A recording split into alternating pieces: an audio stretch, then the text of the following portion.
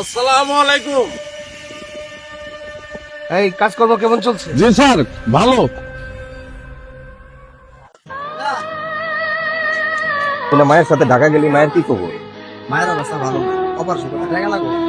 তুই টাকাটা আমাদের আর খুব ভালো মানুষ। তুমি এখন গেটে যাও, কাউকে ঢুকতে দিবে না। আসসালামু আলাইকুম স্যার। কাজ বাদ দিয়ে এখানে কি করো তুমি? স্যার, আমার মায়ের খুব অসুস্থ স্যার, কিছু টাকা দরকার স্যার। টাকা? তোমাদের মতো ছোট লোকের এটা একটা সমস্যা। শুনছি তোমার মা অসুস্থ, চিকিৎসা করে আর কি করবা? তার চেয়ে আল্লাহকে ডাকো। হ্যাঁ সাহেব, 10 তলার মানুষের নিচে তলা মানুষের মর্ম আপনি কি বুঝবেন? আপনি নিজেই তো আপনার বাবা মার সম্পদ সব লেগে নিয়ে আপনার বৃদ্ধ বাবা মাকে বৃদ্ধাশ্রমে রেখে আসছে। ভাই তুই চুপ কর। স্যার, ওর হয়ে আমি আপনার কাছে ক্ষমা চাইতেছি স্যার।